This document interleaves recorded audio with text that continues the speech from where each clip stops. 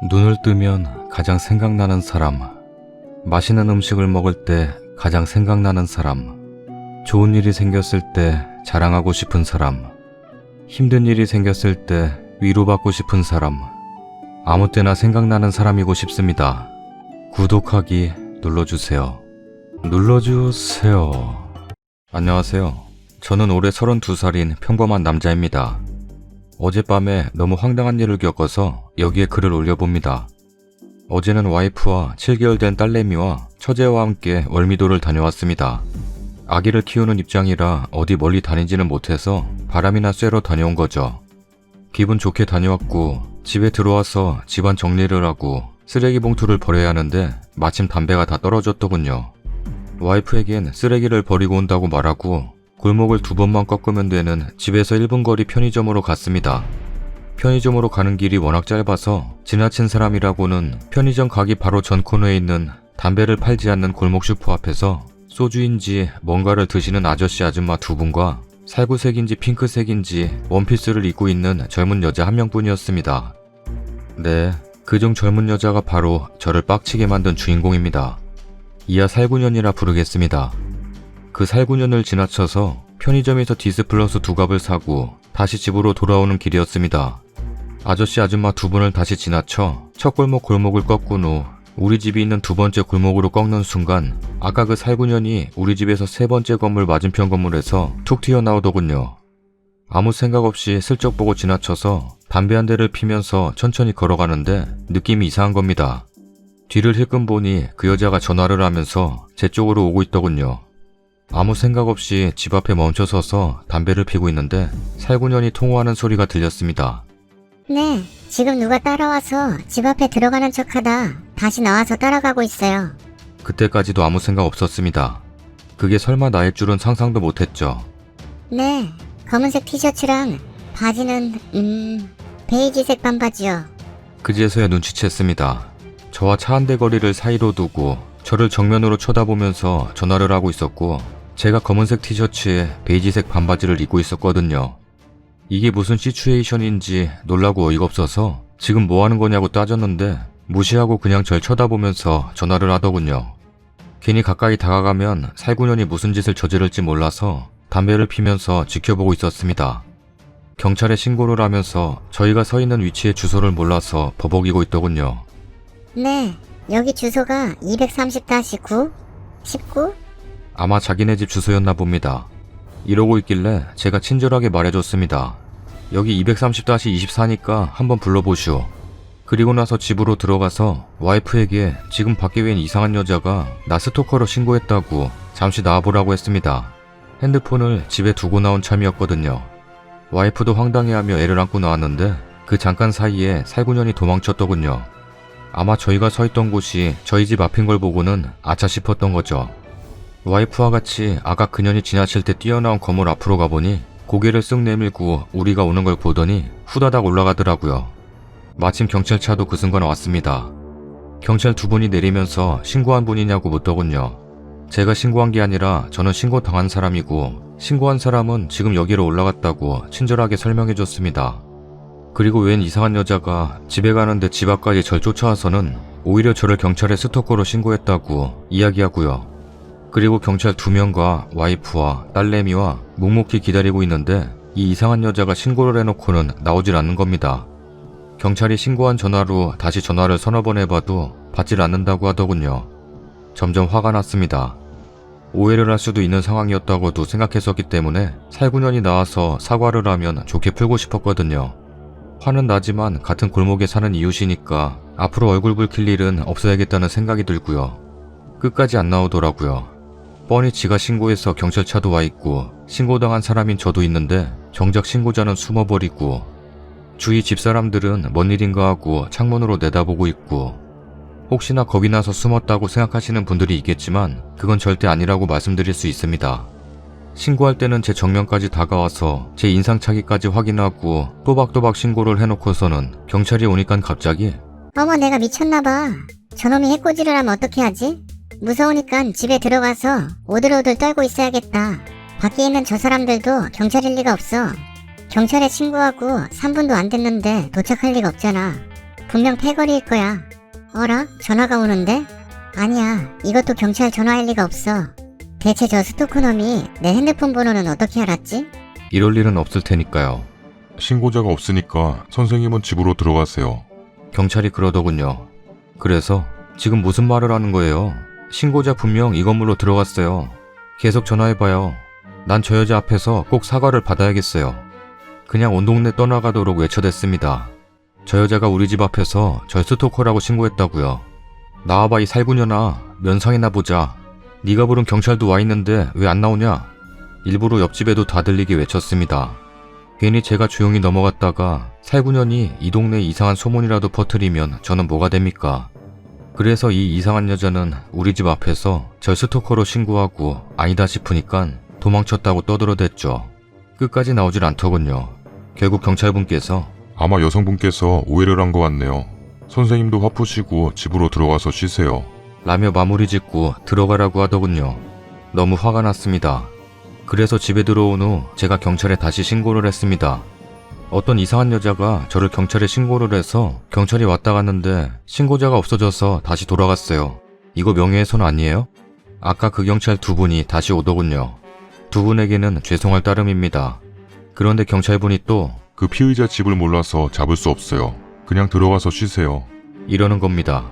분명 이 건물로 들어갔는데 왜 못 잡는 거냐고 물어봤더니 정확히 몇 층 몇 호인지를 몰라서 아무 집이나 뒤져볼 수는 없다고 하더군요.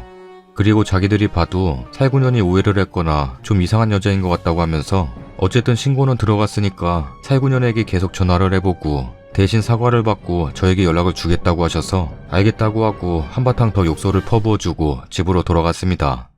하루가 지났지만 경찰에게 다시 연락이 오지는 않더군요. 살다 보면 오해도 할 수 있습니다. 정말 스토커인 줄 알고 신고를 했는데 옆집 사람이었네. 아이 참 민망해라. 네, 이럴 수 있습니다.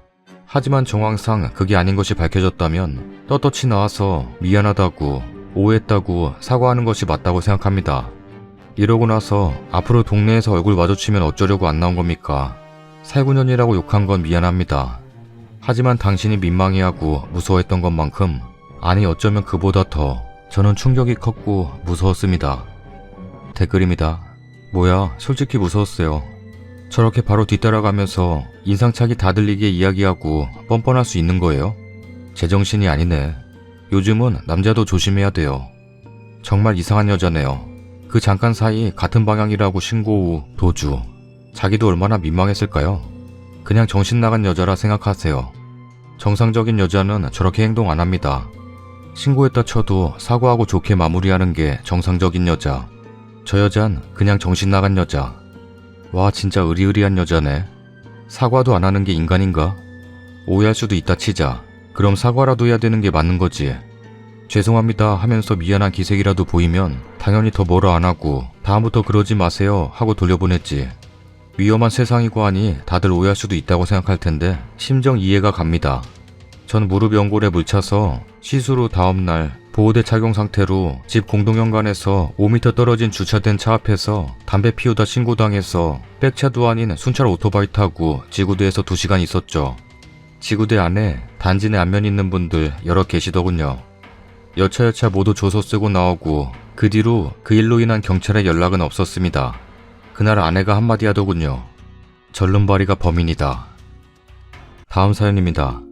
안녕하세요. 판을 즐겨보는 결혼 2년차 26살 아기 엄마입니다. 즐겨보긴 했지만 직접 판을 쓰게 될 줄이야. 익명의 힘을 빌려서 하소연 좀 해보려 해요. 결혼 후 아이를 갖게 되어 태아보험, 가족보험에 가입을 하려고 여기저기 알아보게 됐어요. 그러던 중 신랑 보험을 시어머니가 들어주고 계신다기에 결혼했으니 이참에 전부 가져오려고 연락을 드렸죠. 저희 가족보험을 들려고 하는데 신랑 보험을 어머님께서 들어주신다고 하셔서 저희가 가져오려고 해요. 그랬더니 어머님께서는 한사코 거절하시더라고요. 월세도 꼬박꼬박 내는 니네가 돈이 어딨니? 아기 태어나면 돈이 더 들어간다. 엄마 아직 젊고 니네 여유되면 가져가라. 라고 하셨어요. 시어머니 50대 초반이십니다. 젊으세요. 염치 없지만 저희 내외 챙겨주시는 마음에 정말 감사하게 생각하기로 했어요. 근데 그 다음날부터 매일매일 하루에도 몇 번씩 전화하셔서 제 보험이 어떤 게 가입되어 있는지 부족한 게 있으면 들어주려고 한다고 하시더라고요. 괜찮다고 친정어머니가 필요한 것만 알아서 들어놓으셨다고 전 보험료만 내고 있다고 했는데도 본인이 직접 알아봐 주신다며 자꾸 주민등록번호를 물으셨고 괜찮다고 끊어도 자꾸 전화하시니 아기 핑계대고 점점 전화를 피하게 되더라고요. 결국엔 직장에 있는 신랑한테까지 전화하셔서 새아가는 왜 이렇게 전화를 안 받냐? 엄마가 부족한 보험 들어주려니까 새아가 주민번호 카톡으로 보내. 라고 하셔서 신랑이 알려드렸다네요.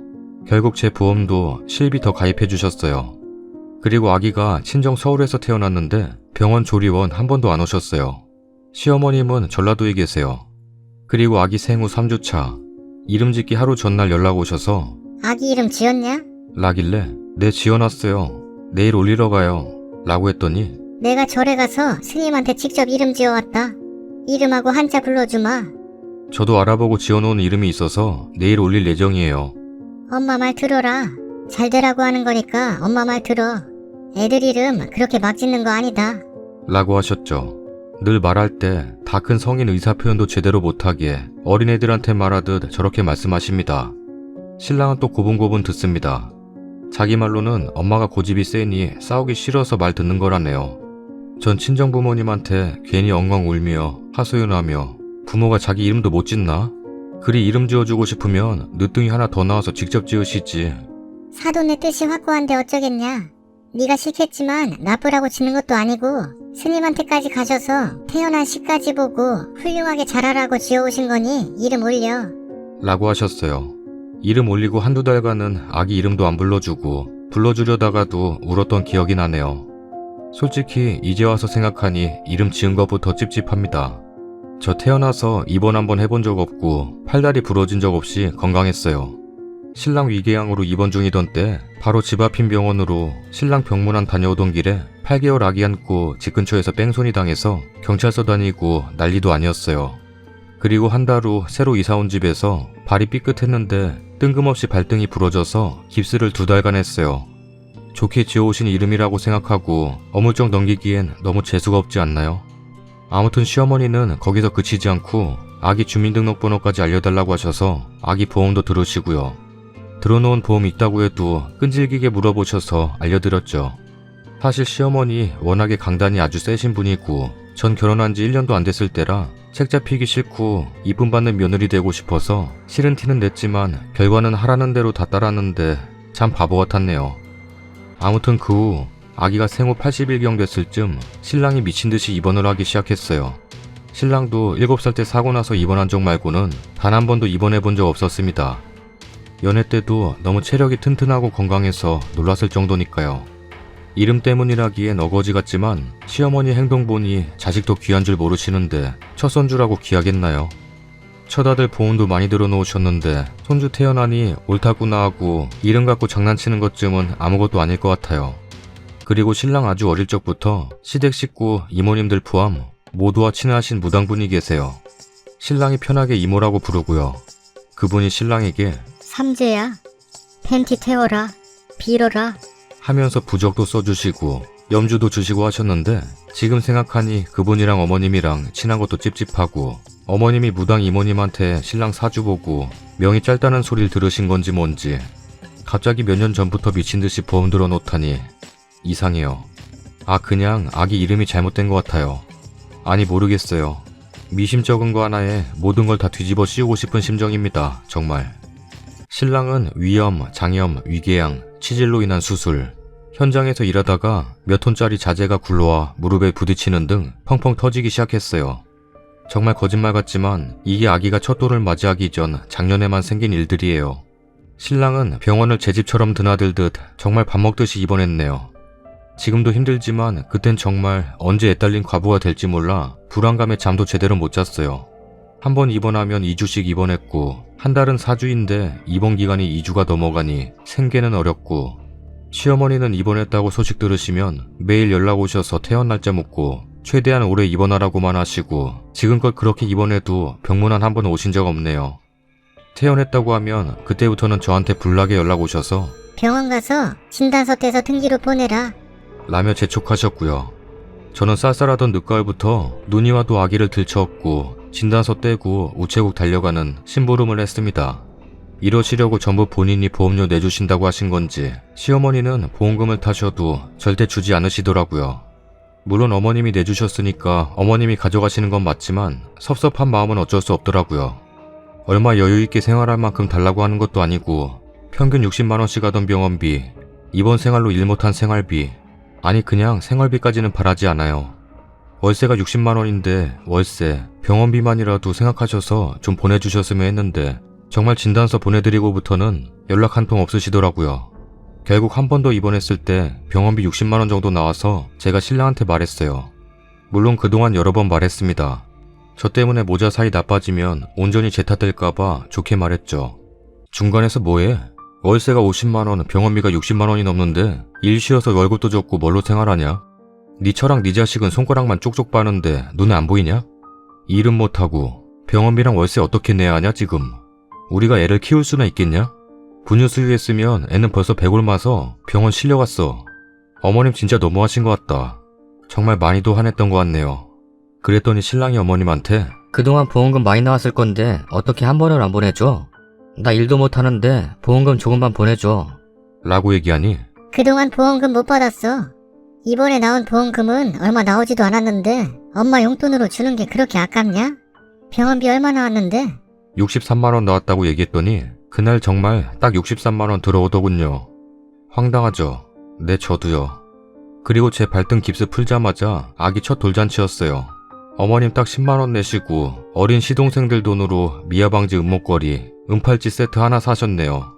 신랑 말로는 새아빠 입원 중이라서 병원비 내느라 돈이 없으셔서 그러니 당신이 이해해. 라는데 돌잔치 자리에서 시아버지 안부 묻다가 보험 얘기 나오니 시어머니 하시는 말이 보험이 중요해. 나는 네 아빠 입원해도 돈 한 푼 안 써서 손해가 없어. 보험금으로 전부 다 나와서 피해볼 게 하나도 없어. 라고 하시더군요. 아무튼 돌잔치까지 끝나고 도저히 안 되겠어서 신랑 보험을 따로 들어야겠다 생각하고 여기저기 알아보고 보험 설계사랑 상담하고 온 날 신랑이 교통사고를 당했습니다. 무릎에 전방 십자인대가 끊어져서 30% 겨우 남아서 달랑달랑 다리에 물까지 차는 바람에 급히 수술 들어가게 되고 허리 디스크 오고 목에도 문제가 생겼다는데 다리만 최소 3개월 이상 걸린다고 하더라고요. 사고 소식 듣기 전에 달라고 졸라야 주실 것 같아서 시어머니한테 연락하려고 했더니 신랑이 벌써 병원 입원하자마자 시어머니한테 사고 났다고 말해놓은 상태더라고요. 어떡하나 싶었어요. 그래도 다시 제가 어머님한테 연락을 드렸어요. 보험 좀 돌려주시면 안 돼요? 신랑 입원할 때마다 생활이 너무 힘들어져요. 갖고 와서 정리하고 필요한 것만 살릴게요. 이번에 입원하면 3개월 걸린대요. 그동안 보험 들어주신 걸로는 우린 혜택도 못 받으니 따로 보험까지 들려 했는데 근데 갑자기 이런 사고가 났어요. 보험은 엄마가 가입해놨는데 뭘 또 들으려고 했냐? 라며 잔소리 하시더니 바쁘다고 끊으시더군요. 그래서 신랑이 그럼 보험 어떤 거 들었는지라도 좀 알려줘. 라고 했는데도 바쁘다고 계속 피하시고요. 계속 전화하니 신랑한테 엄마도 힘들다 어쩌고 하시면서 소리 지르고 화내시고 끊더니 연락이 안 되더라고요. 너무 이상한 거예요. 그렇게까지 화낼 일인가요? 신랑이 전화로 예예 했던 본인 확인 전화 받은 기억으로는 오래된 보험들도 아니라던데. 그러더니 좀 늦게 신랑한테 다시 연락하셔서 새아가 거랑 손주 거는 가져가도 되는데 네 보험은 추석 지나고 가져가라. 딱 봐도 제가 입원 기간 약 3개월 걸린다고 말해놓으니 3개월 계산하신 것 같더라고요. 저렇게까지 하시는 게 무섭고 이상하고 아무래도 찝찝해서 제가 공인인증서로 조회해보고 기절하는 줄 알았네요. 신랑 이름으로 가입된 보험이 무려 8개입니다. 생명만 6개요. 아니 어떻게 생명만 6개일 수가 있죠? 빨리 가버리라고 뒤에서 제사 지낸 것도 아니고. 저 너무 소름 돋아서 울었어요. 신랑 군대에 있을 때 생명 3개 가입하시고 연도 계산해보니 신랑이 휴가 나와서 사인한 건 이거 3개래요. 본인은 이게 생명 실비인 줄 알았더라고요. 재작년 생명 2개, 가족생활 배상책임보험 1개, 작년 결혼 초에 보험 때문에 전화드린 달에 생명 1개, 실비 1개. 신랑도 조회한 거 보여주니 깜짝 놀라서 할 말을 잃더군요. 3개 사인했는데 8개야? 내가 사인한 게 다 생명이었어? 라며 놀래고 아니 왜 이렇게 생명보험에 집착하셨는지. 어머님 자녀가 신랑이 혼자가 아니에요. 신랑은 29살, 남동생 28살, 그 밑에 초딩인 어린 시동생 2이에요. 총 4명인데 자식들 전부 이렇게 다 들어놓으신 건지. 참고로 신랑 어릴 때 시부모님이 이혼하셨어요. 시어머니랑 시아버지는 생활비만 보내주시고 신랑이랑 시동생 둘이서 중1부터 군대 가기 전까지 자취하면서 살았다네요. 그리고 시어머니는 재혼하시고 신랑 고등학생 때 성다른 자식들을 또 낳으신 겁니다. 아무튼 그 후로 2주간 연락이 없으시더니 밤 12시 넘어서 신랑한테 문자가 하나 날라오더래요. 저한테는 신랑 입원한 날 보험 좀 돌려달라고 하고부터 연락 없으신 지 오래입니다. 아들 보험 달라고 했지? 엄마 사망보험금 많이 나올 거야. 다 가지고 행복하게 살아. 그리고 인생에 돈이 전부는 아니야. 웃기지 않나요? 본인 사망보험금을 왜 큰아들 앞으로 해놓겠습니까? 한참 어린 초딩 자식이 둘이나 있는데요.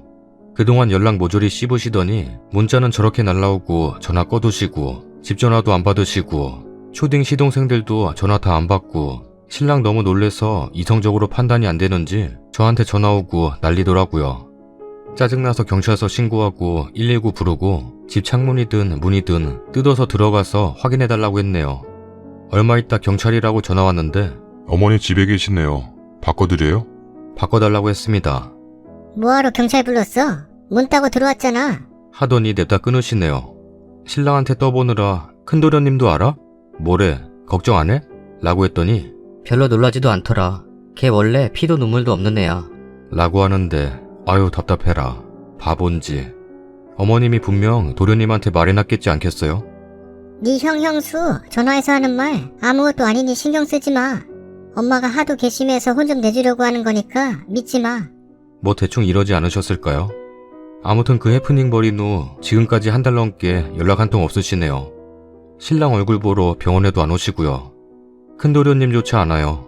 도련님 계신 곳에서 버스 타고 1시간 30분 거리인데도 안 옵니다. 이게 형제인가요? 자식 교통사고 당해서 사고 났다고 하면 한 걸음에 달려와서 상태 확인하는 게 부모 아닌가요? 정냄이 뚝 떨어지더군요. 제 보험 설계사랑 얘기했더니 분명 친한 보험 설계사랑 짜고 친 고스톱 같네요. 대리사인까지 하고 대단하네요. 금융감독원에 신고하면 둘 다 쇠고랑 차요. 라고 하시더라고요. 제 신랑 더 크게 사고 나서 진짜 막말로 죽기라도 했으면 전 어쩔 뻔했나요? 그리고 신랑 이름으로 가입된 보험사에 다 전화해봤는데 계약자가 시어머니고 피보험자가 제 신랑이라서 계약자 동의 없이 보험 못 바꿔준다네요. 그리고 수익자도 법적 상속인이 아닌 시어머니 본인으로 해두셨더라고요. 네, 아예 손도 못 대요. 그래서 보험 포기할까 합니다. 어차피 저희가 진단서 안 떼주면 보험금도 못 하실 텐데.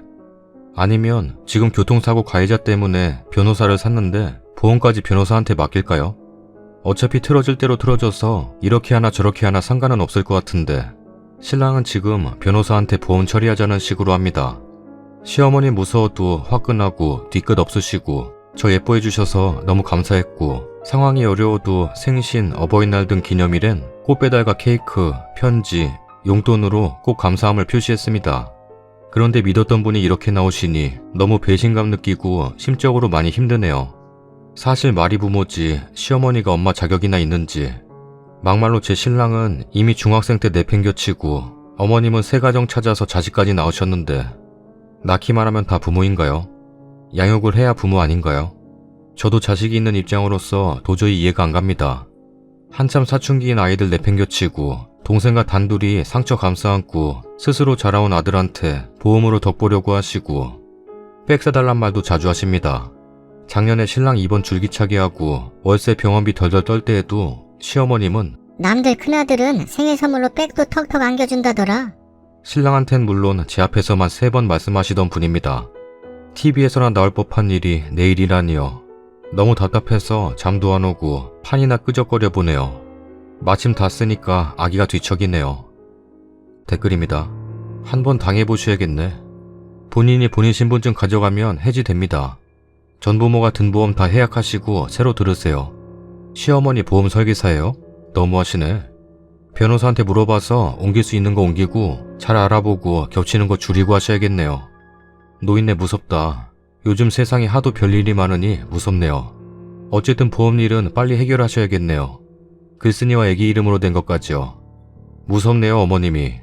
대부분의 부모는 결혼하고 나면 보험 다 주지 않나요? 신랑도 결혼하면서 보험 다 가져와서 수익자 바꿔놨는데 법정 상속인이 아니라면 만약 진짜 신랑분이 잘못됐더라면 아기랑 와이프분은 큰일 날 뻔했네요. 저희도 큰 사고가 났었는데 보험 진짜 잘 썼거든요. 유용하게. 주실 거 아니면 다 해약해버리세요. 자식 몸값으로 먹고 살려는 것도 아니고 당장 생활비랑 병원비가 없는 사람들인데 해도 너무하네요. 일단 수익자가 어머니로 된 것 같은데 강하게 나가세요. 그리고 해약해버린다 하세요. 참 인대수술 같은 건 실비 들기가 힘들 텐데 실비는 가져갔으면 좋겠네요. 나이 먹을수록 필요한 보험인데 저도 진짜 뭣도 없는 보험 보장인데 실비 하나 때문에 해약 못하고 있는데 수술 한 번이라도 할 시 실비는 들기 어려워요. 다른 건 뭐 무담보 넣으면 되니까 신랑이랑 잘 상의해서 현명한 쪽으로 가세요. 신랑분의 빠른 쾌유 빌게요. 차근차근 처리하세요. 보험금이 일단 지급된 이상 새로운 보험은 가입 거절될 수 있어요. 특히 생명보험은 5년 내에 진단받은 병이 있다면 거의 거절일 경우가 많아요. 화가 난다고 무조건 해약부터 한다면 앞으로 5년 안에 혹은 평생 가입이 안 될지도 모르니 시어머니가 지급받은 보험금의 진단명이 뭐였는지 다시 확인하는 게 우선입니다. 그 후 보험사 몇 군데 고객센터에 전화해서 남편의 경우 신규 가입이 되는지 알아보는 게 순서예요. 만약 가입이 어렵다면 기다렸다가 시어머님께 이관받는 게 최선입니다. 공연히 홧김에 무조건 해약했는데 5년 안에 혹은 평생 보험 가입이 안 된다면 그야말로 큰일이죠. 차분히 생각하고 보험사에 알아본 후 행동하세요. 성인병 진단을 받은 적이 있거나 다른 질병의 치료 과정 중에 의심소견이라도 있다면 생명보험은 가입이 까다로운 경우이니 잘 알아보세요. 보험사 직원입니다. 설계사는 아니고요. 일단 무턱대고 해약은 안 돼요. 해약하고 싶으시겠지만 이미 기술형된 보험금 이력이 있어서 보험 심사 과정에서 지금의 조건으로는 가입이 안 될 거예요. 그리고 수익자 부분은 피보험자는 남편 권리이기 때문에 남편분 내방하시면 수익자 변경 가능하세요. 이 부분은 가입 당시 지정은 남편분 없어도 가능하겠지만 계약 들어간 상태에서 변경은 까다롭기 때문에 어머님이 다시 지정은 어려우실 것 같아요. 혹시 모르니 틈틈이 확인하세요. 보험 내역 관련은 콜센터 전화해서 해당 지점 연결 부탁하시고 해당 지점에서 자초 지정 설명하신 다음에 이건 아내분 말고 계약 관련된 남편분이 전화하셔야 해요. 증권 발송 각각 요청하세요. 우선적으로 이렇게 하시고 일단 어머님이랑 원만하게 풀어서 계약자를 남편분이나 아내분으로 바꿔야 할 것 같은데 그게 안 된다면 자필 미서명 등을 근거로 보험사에 민원을 거는 것도 방법이에요. 그렇게 되면 일단 해당 설계사 있는 지점이나 설계사 쪽에 불이익 가기 때문에 조금은 고려해 주시고요. 다음 사연입니다. 저는 사실 저보다 더 큰 여자를 본 적이 없습니다. TV 같은 데서나 나오지 현실에선 제가 늘 커요. 진짜 단 한 번도 저보다 큰 여자를 못 봤습니다. 제가 크고 싶어서 큰 것도 아닌데 제 키가 너무 싫습니다. 예쁜 하이힐 한번 신어보는 게 소원인데 키가 크다 보니 발도 큽니다. 265고 여자 신발 사이즈는 없더라고요. 저는 늘 추리링입니다. 옷에 맞추다 보니 그게 당연했고 이쁜 옷 욕심은 있었으나 맞질 않아요. 여러분들은 옷 사러 가면 이것저것 입어보고 고르죠? 저는 디자인 색상 무시하고 그냥 제게 맞는 옷 고릅니다. 저도 이쁜 거 입고 싶어요. 근데 자꾸 남들이 원피스 같은 거 입으래요. 아니 맞아야 입죠. 제가 제일 입고 싶습니다. 한혜진 같은 모델은 TV에나 나오는 거고 저는 현실을 삽니다. 182가 부럽다는 분들 진짜 부럽나요? 저는 차라리 150이고 싶은데요. 내가 원하지 않아도 눈에 띄는 이 키 정말 싫습니다. 댓글입니다. 예전에 같이 일했던 언니가 181이었는데 결혼해서 애 낳고 잘 살고 있어요. 그리고 추리링은 좀 청바지나 면티 입고 다니는 게 더 이쁠 텐데 원피스에 단화, 사이즈 없으면 컨버스와 신어도 괜찮고 옷은 꾸미기 나름이에요. 여자 옷 사이즈 없으면 남녀 공용 옷 사 입으면 되고 아님 남자 바지 입어도 티 별로 안 나요. 무엇보다 자신감 있게 살아야 주변에서도 키 가지고 뭐라 안 하죠. 178 여자입니다. 쓰리님 키에 못 미치지만 저는 제 키가 무척 마음에 듭니다. 저도 저보다 크신 분은 못 배웠지만 심지어 해외 나가도 제가 제일 크네요. 키가 몇이면 어때요? 돌아갈 수 없으니 당당히 자신감 가지세요. 크고 싶어도 못 크는 사람들 많아요. 허리 굽으셨으면 요가라도 해서 관리하시면 남들이 부러워하는 몸매 가지실 수 있어요. 장점이에요. 날씬하신 것 같은데 운동하셔서 탄탄한 몸매 만들면 엄청 멋있을 거예요. 화이팅! 저 네덜란드 사는데 여기 와서 중심가 3시간만 걸어다니면 180 넘는 여자들 100명은 만나실 수 있어요. 남자 평균 키가 183, 여자는 170 정도 되는 나라라서 190 넘는 여자도 많아요. 근데 덩치가 정말 산만해요. 여건 능력 되시면 북유럽 이민 강추합니다. 여기 사람들 동양 여자 좋아해서 오시면 아마 인기 끝장날 겁니다. 반가워요. 저도 키 180 여자 사람입니다. 스니님도 저도 남들처럼 평범한 키는 아니지만 이미 벌써 자란 키로 혼자 쏙 썩여봤자 좋을 건 없다고 봐요. 저는 해탈하고 나니 이제 오히려 큰 키가 더 예쁘고 매력있다고 생각하거든요. 저는 어렸을 때부터 항상 키가 너무 커서 좋아하는 사람들한테도 키가 크다는 이유로 많이 차여봤어요. 항상 저보다 키 작은 남자분들 무리가 뒤에서 키득대며 키 재고 놀리고 항상 키에 맞는 옷을 입다 보니 패션이 꽝이었었어요. 이외에 많은 일들이 있었네요. 요즘 인터넷에 키 큰 여자들 입을 수 있는 쇼핑몰 은근 있으니 추리닝 말고 예쁜 청바지나 슬랙스 입고 다니세요. 꼭 아기자기하고 여성스러운 옷이 아니더라도 저희는 큰 키가 멋이니 멋스럽게 입자고요. 지나가던 150이 울고 갑니다. 10cm만 떼줬으면 좋겠당. 후기입니다. 많은 분들의 위로 고맙습니다. 괜찮다, 이쁘다는 말이 듣고 싶었는지도 모르겠습니다. 우선 저는 어깨가 떡 벌어진 빼박 덩치 큰 체형입니다. 그러나 하늘은 제게 체격만 주셨고 체력을 안 주셨습니다. 이리 큰 키에 100m가 23초입니다. 최선을 다해 뛰는 제게 체육 선생님은 항상 그랬어요. 걷지 말고 뛰라고. 신체만 보면 국가대표 저리 가라인데 막상 또 몸이 안 따라주네요. 어깨가 떡 벌어지다 보니 조금만 살쪄도 덩치가 산만해 보입니다.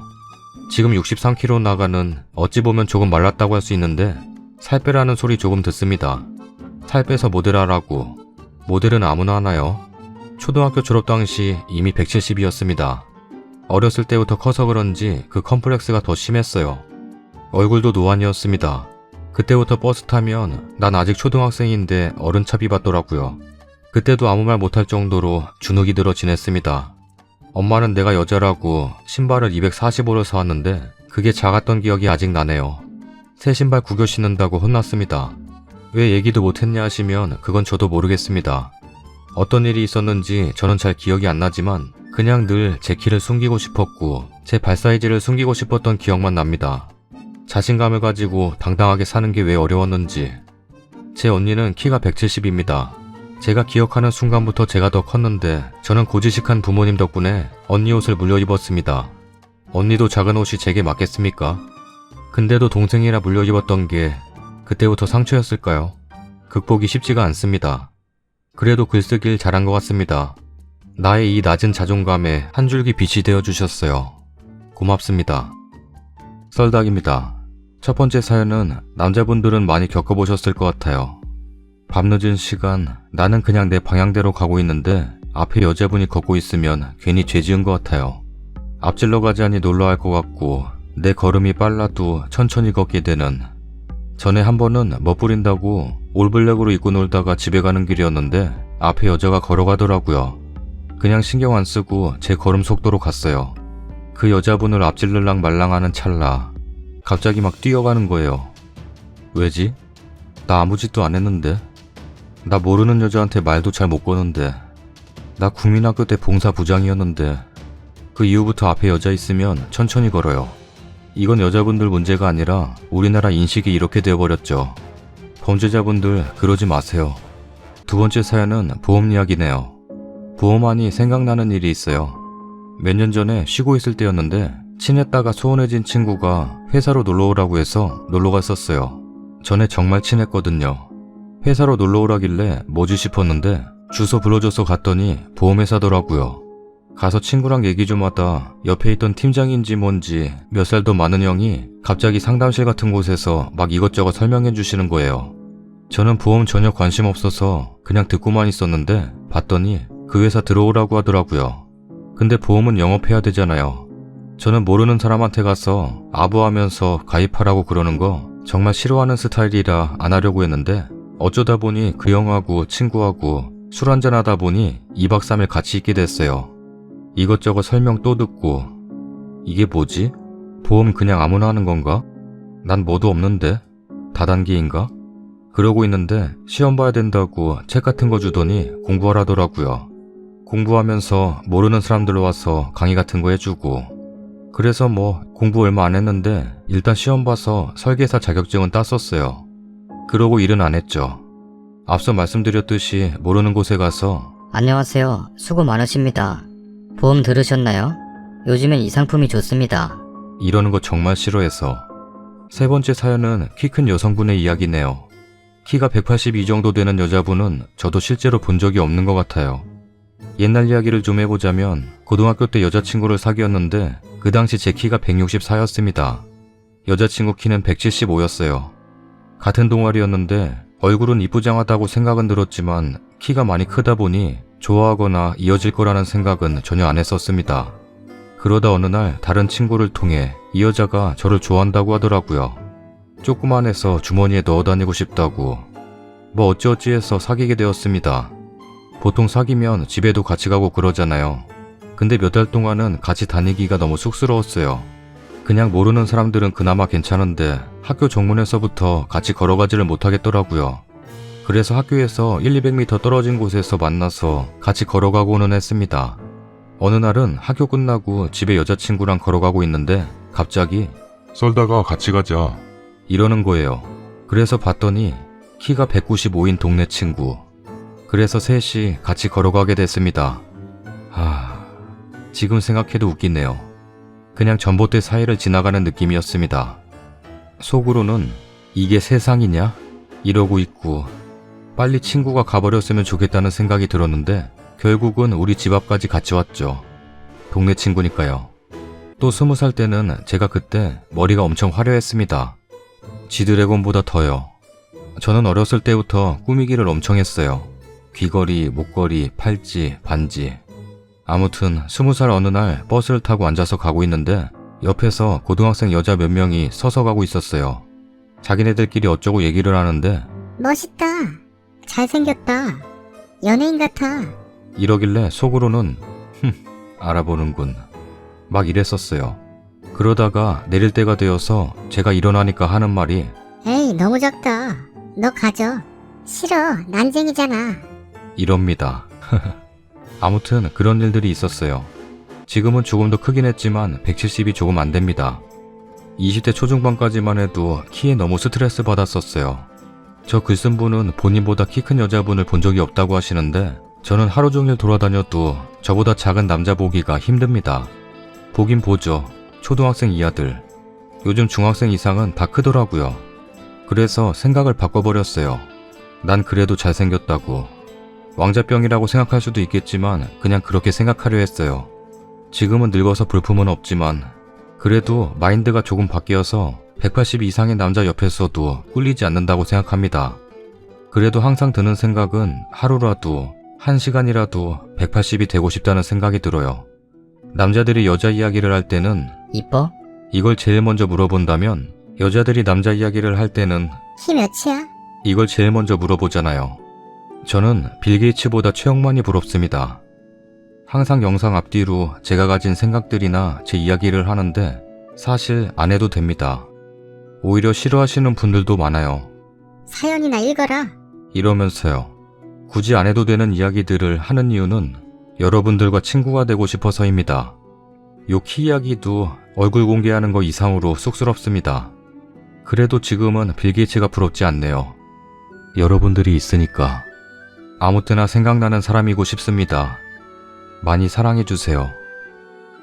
그래도 최영만이 부럽다. 한 번쯤은 최영만으로 살고 싶다. 구독하기 눌러주세요. 알아보셔봐라. 누구요? 알아보셔봐라. 구독하기 눌러주세요. 홍만이 형 사랑합니다. 홍만이 형 사랑합니다. 구독하기 눌러주세요.